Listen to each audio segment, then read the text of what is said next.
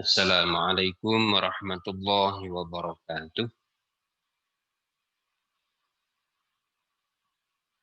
Bismillahirrahmanirrahim. Alhamdulillahirabbil alamin. Alhamdulillahilladzi hadana li hadza wa ma kunna linahtadiya laula an hadana Allah. Asyhadu an la ilaha illallah wa asyhadu anna Muhammadan abduhu wa rasuluh. Allahumma shalli wa sallim wa barik ala sayyidina Muhammadin وعلى آله وصحبه أجمعين سبحانك لا علم لنا إلا ما علمتنا إنك أنت العليم الحكيم رب اشرح لي صدري ويسر لي أمري واحلل عقدة من لساني يفقهوا قولي.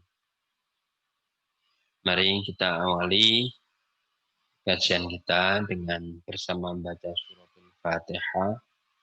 Semoga Allah senantiasa memberikan kebaikan kepada kita.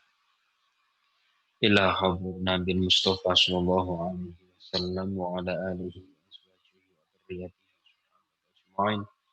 Tabi'in wa tabi'un tabi'in asyhadu wa min malaikatil muqarrabin al-Fatihah. A'udzu billahi minasy syaithanir rajim. Bismillahirrahmanirrahim. Alhamdulillahi rabbil alamin. Arrahmanir rahim. Maliki yaumiddin. Iyyaka na'budu wa iyyaka nasta'in. Ihdinas siratal mustaqim. Siratal ladzina an'amta 'alaihim عليهم ولا الضالين ثم إن جميع الصالحين وخصوصا لوحد أهلا لهم الفاتحة. أعوذ بالله من الشيطان الرجيم. بسم الله الرحمن الرحيم. الحمد لله رب العالمين الرحمن الرحيم مالك يوم الدين إياك نعبد وإياك نستعين اهدنا الصراط المستقيم صراط الذين أنعمت عليهم غير المغضوب عليهم ولا الضالين.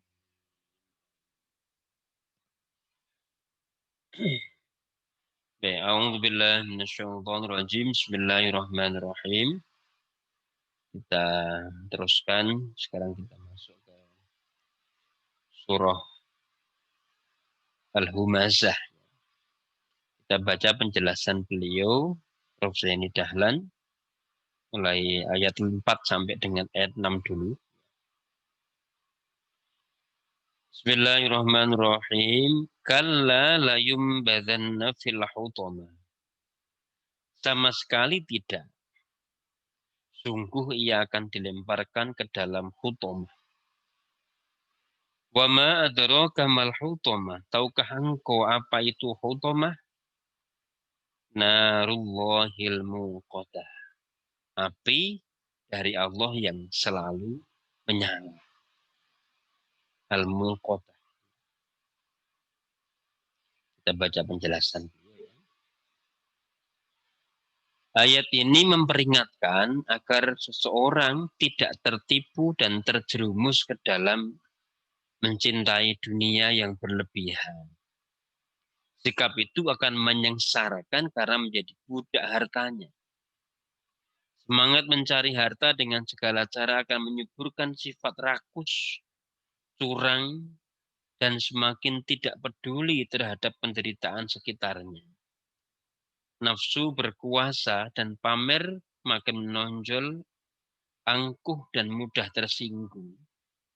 Kekayaan dan nafsu telah dijadikan panutan yang harus diikuti. Di sini ia telah masuk ke hutomah. Kesengsaraan yang melilit rapat sulit sekali dilepaskan, sulit sekali melepaskan diri dari cengkramannya.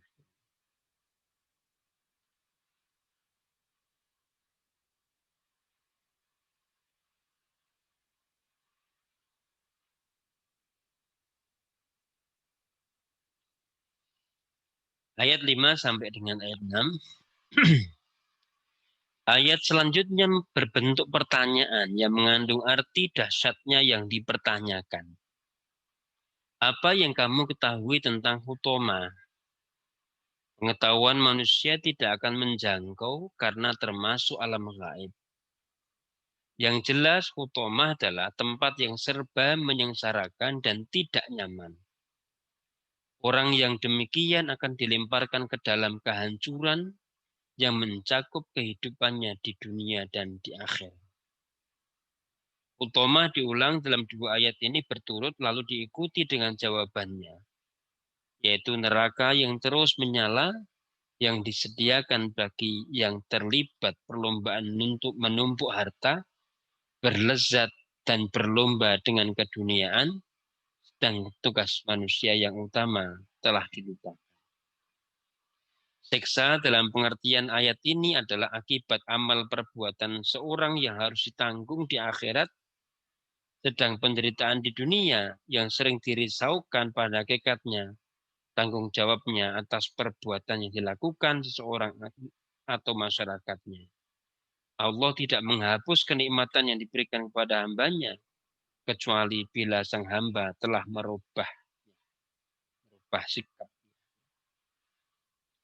Ini penjelasannya dari ayat 4 sampai dengan ayat 6. Ini kita melanjutkan dari penjelasan beliau kemarin ya.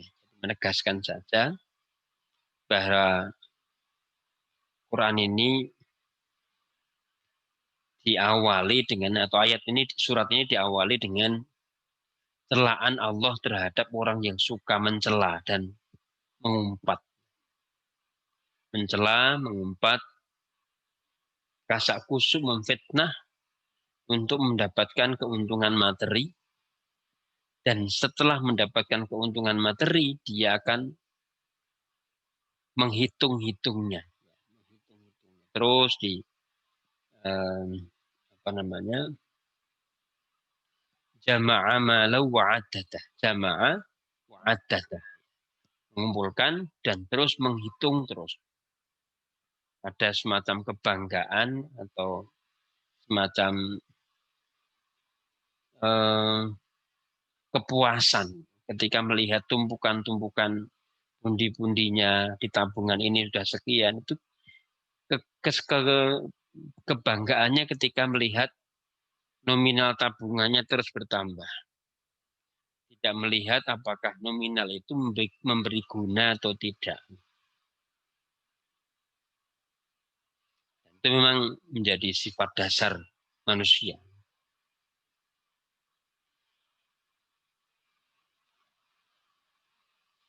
Tiga ayat yang ini, 4, 5, 6 itu dalam mereka memberikan ancaman. Ancaman supaya orang tidak terlalu diikat dengan kecintaan yang berlebihan terhadap dunia.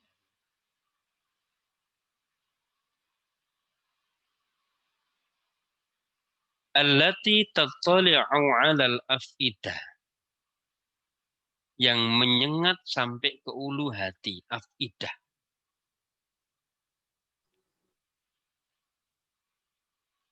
Yang api neraka tadi menyengat sampai ke ulu hati.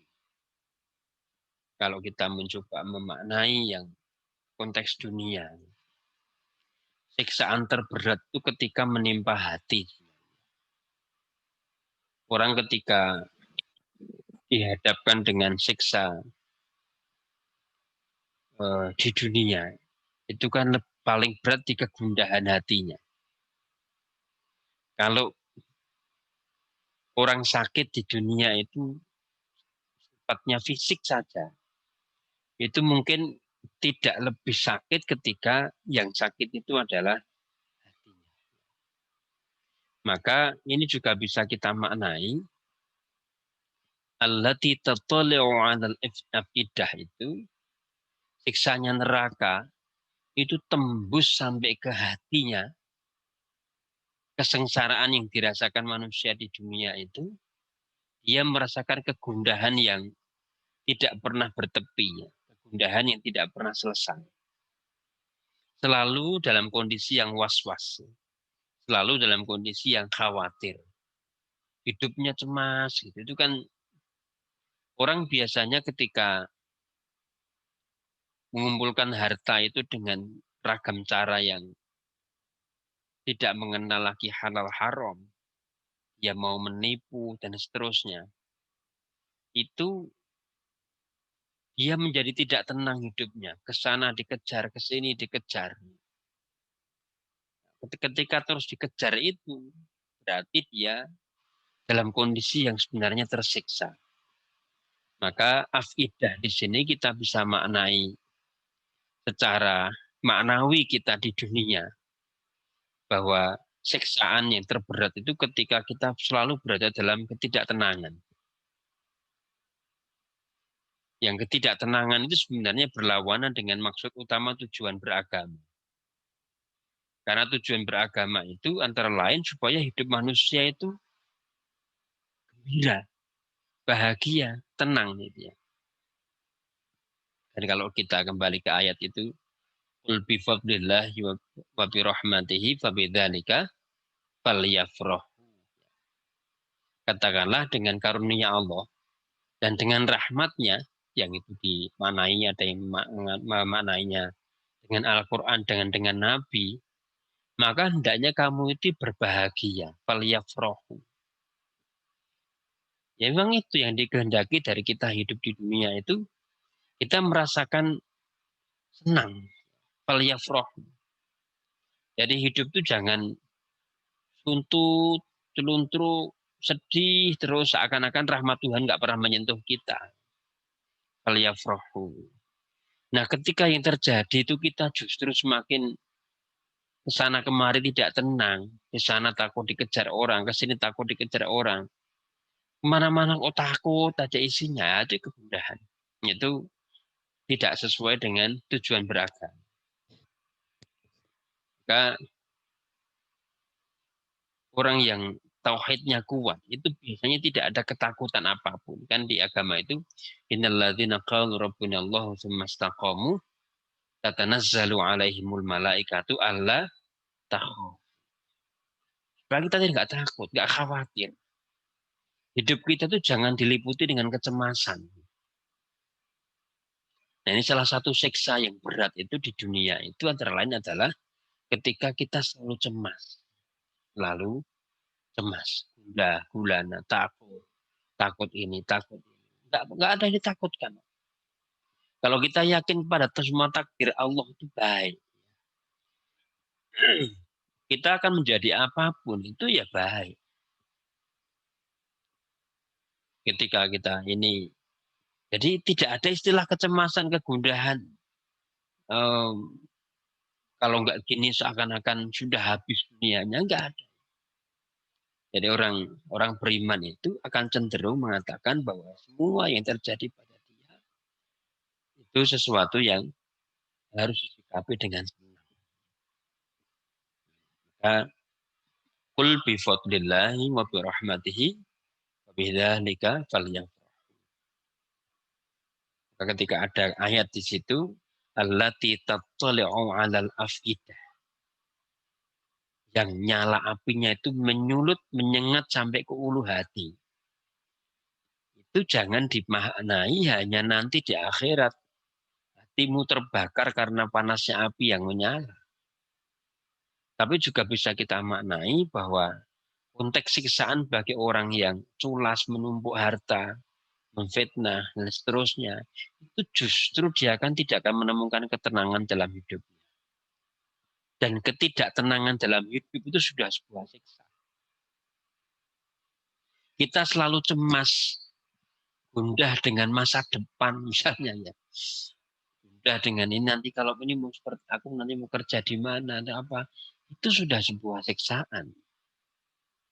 Maka yang harus dibangun betul itu ya keyakinan kita bahwa Allah itu pasti memberikan yang terbaik. Yang itu juga lagi-lagi saya sampaikan bukan semata-mata dibangun dengan optimisme yang hampa, keyakinan yang kosong, tetapi memang keyakinan yang didasari dengan tauhid yang kuat. Dan tauhid kuat itu imbangannya adalah amal. Karena iman itu nggak mungkin kuat dengan tanpa amal. Tetapi amal tanpa diikuti dengan iman, dilandasi iman juga tidak bermakna. Kan gitu ya. Jadi sambungannya itu kan banyak. Namanya agama itu kan selain terikat secara puzzle. Nah ini yang innaha alaihim muqsadah. Sungguh api itu ditutupkan kepada mereka. Ya ini juga kita maknai siksaan hidup itu bukan hanya nanti di akhirat. Tetapi siksaan hidup itu ada sejak di dunia. Kalau kita menentang tatanannya Allah. Katakanlah tadi dalam konteks ini adalah yang dicela adalah orang-orang yang mengumpat dan selalu menumpuk harta, mencari harta dengan cara yang tidak baik. Mungkin bahkan menjegal kawan seiring, memfitnah, supaya dia bisa naik jabatan orang lain tidak naik. Itu dia akan selalu ditutup. Sungguh api itu ditutupkan kepada mereka. Kan di antara apa kalau kita baca di surah Yasin itu kan wa ja'alna min baini aydihim sadda wa min khalfihim sadda. Depannya ada tabir penghalang nggak bisa maju, belakang juga tabir penghalang nggak bisa mundur. Mentok, kemana-mana mentok. Dan orang yang begitu, nah itu di mana-mana dikejar-kejar.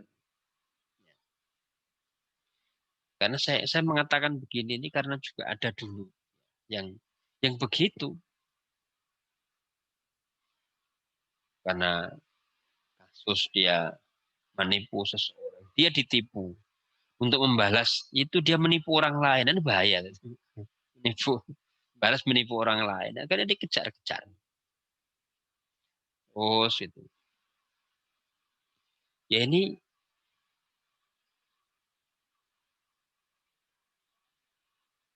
fi amatim mumaddadah, pada tiang-tiang yang panjang merentang. Ya ini siksa yang luar biasa. Ya. Bagaimana kalau sepanjang hidup kita itu selalu diliputi dengan pentokan-pentokan yang kita nggak bisa bergerak lagi. Kita maju sudah mentok, mundur sudah mentok. Masih mending kalau maju mentok itu kemudian kita dibukakan jalan kebaikan sehingga kita bisa lewat. Tetapi kalau karena akibat dari jama'a malau wa'adadah, akibat dari kita terus menumpuk dan bahkan tidak peduli dari mana kita mendapatkan sesuatu itu, mazatil lumazah, ya, mengumpat, mencaci, bahkan kita iri terhadap kenikmatan orang lain, itu yang terjadi justru kita berada dalam siksa yang panjang.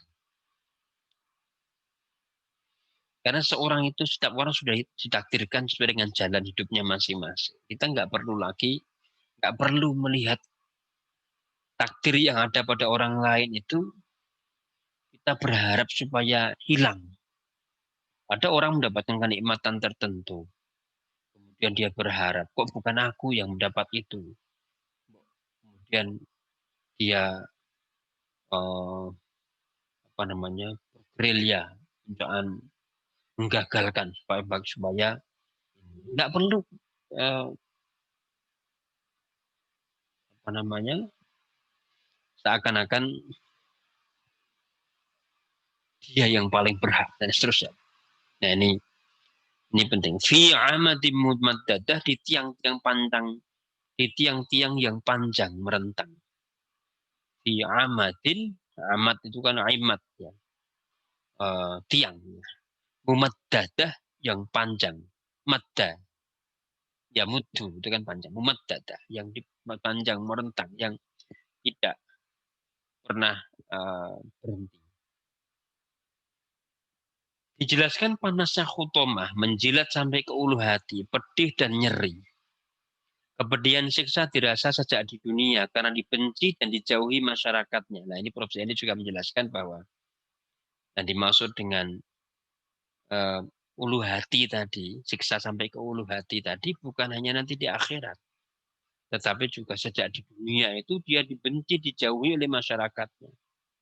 itu betapa tersiksanya ketika orang itu tidak diterima di masyarakat manapun.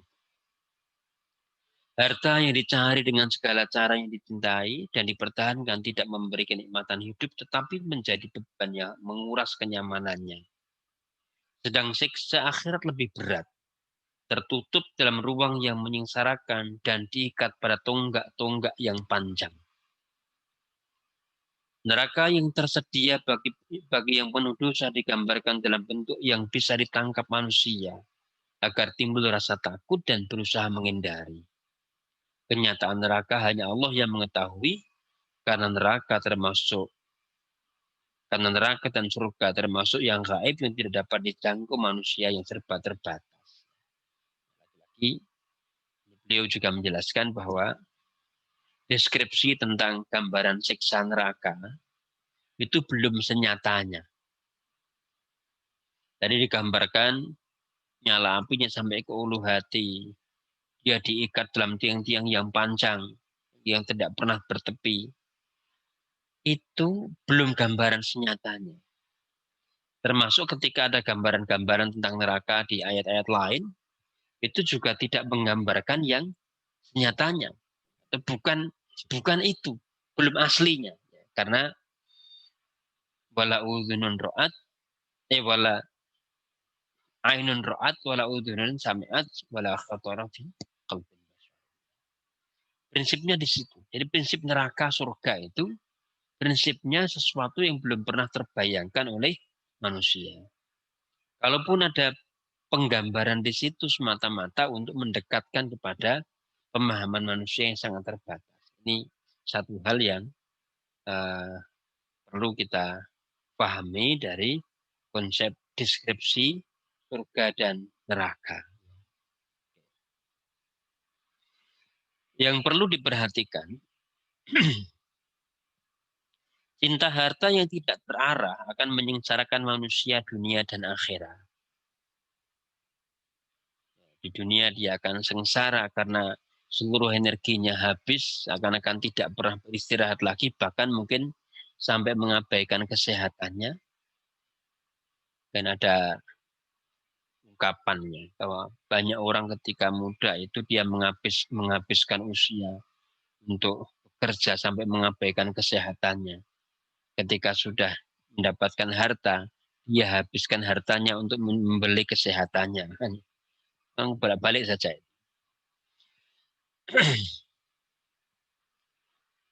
Dua, harta yang dikelola dengan iman menjamin kesejahteraan abadi. Jadi yang kita cari adalah bagaimana kesejahteraan yang langgeng, yang awet, yang dimensinya tidak hanya di dunia, tapi sampai dengan akhirat. Karena itu yang dikehendaki. Saya lagi-lagi mengingatkan apa yang sudah pernah kita sampaikan juga. Bahwa kita ini sekali ditakdir ada. Keberadaan kita ini akan terus ada. Yang itu hanya berpindah dari satu tempat ke tempat yang lain. Hakikat kemanusiaan kita itu akan tetap ada. Sampai surga dan neraka di situ. Yang itu adalah tempat terakhir yang keberadaan kita. Jadi tidak mungkin kita bisa mundur lagi. Mundur untuk tidak menjadi manusia. Tapi sekali kita ditakdir menjadi manusia, ya kita bersyukur sebagai manusia. Nah, supaya nanti ketika kembali kepada Allah, ya tidak menjadi binatang. Tapi tetap menjadi manusia. Ini ya, saya menggarisbawahi dari kesejahteraan abadi. Abadi sifatnya kekal. Sampai dengan kehidupan yang tidak bertepi nanti di akhirat. Saya kira itulah beberapa hal ya yang perlu kita renungi terkait dengan ayat-ayat di surah Al-Humazah ini. Lagi-lagi mengingatkan kita tentang bagaimana kita bersikap terhadap kehidupan dunia. Jadi sikap kita itu harus ditata betul. Karena agama itu sebenarnya memang untuk menata pola pikir kita. Banyak orang yang ulama-ulama kaya, menjadi sufi, menjadi ini banyak. Jadi cara menjadi dekat kepada Allah itu tidak harus dalam kondisi yang miskin. Banyak juga sahabat-sahabat kaya yang tapi kedekatannya kepada Allah tidak berkurang. Di sisi lain juga banyak orang yang miskin yang dekat dengan Allah. Jadi pilihan dekat dengan Allah itu bukan tergantung apakah dia miskin atau kaya. Orang kaya bisa dekat dengan Allah, orang miskin juga bisa dekat dengan Allah. Orang pintar juga bisa dekat dengan Allah, orang bodoh juga bisa dekat dengan, karena Allah itu Tuhannya semua makhluk. Bahkan orang yang idiot sekalipun, bisa jadi dia juga bisa dekat dengan Allah, dengan perasaan ketuhanan yang dititipkan Allah ke situ. Maka kita tidak boleh mengklaim bahwa orang yang dekat dengan Allah itu hanya orang yang alim alamah. Orang yang bisa dekat dengan Allah bisa dengan ilmunya. Bahkan dengan kesadarannya yang sangat terbatas bisa dekat dengan Allah. Orang yang sangat kaya juga bisa dekat dengan Allah, sangat miskin juga bisa dekat dengan Allah. Jadi pilihannya itu ada pada pola pikir, bukan pada aspek eksternal yang ada pada diri kita. Ilmu, harta, kekuasaan, itu ya peralatan. Orang yang punya posisi jabatan tertentu ya bisa dekat dengan Allah. Orang yang tidak menjabat ya bisa juga dekat dengan Allah. Khalifah, presiden, itu bisa dekat dengan Allah. Orang yang tidak menjabat juga bisa dekat dengan Allah. Seterusnya. Jadi memang dekat dengan Allah itu bukan hak monopoli tertentu kepada orang-orang yang diberikan keistimewaan tertentu. Apakah keistimewaan hartanya, keistimewaan kedudukannya, keistimewaan ilmunya. Tidak. Jadi semuanya bisa punya potensi untuk dekat dengan Allah. Ini yang harus kita renungi ya, bahwa kalau di sini membicarakan tentang hutomah, ini wailul likuli humazatil lumazah, orang-orang yang mengumpat untuk mencari keuntungan sesuatu, itu diingatkan betul supaya kita tidak salah dalam menyikapi dunia. Saya kira itu saja teman-teman sekalian yang kita bahas ya. Mudah-mudahan ada faedahnya, ada manfaatnya, dan ini menjadi penangkapan kita bisa jadi berbeda-beda, tetapi saya berharap ada sesuatu yang bermakna yang bisa kita ambil. Kita cukupkan dulu ya. Kita akhiri bersama dengan baca hamdalah dan penutup majelis. Alhamdulillahirabbil alamin. Subhanakallahumma bihamdika asyhadu an la ilaha illa anta astaghfiruka wa atubu ilaik. Assalamualaikum warahmatullahi wabarakatuh.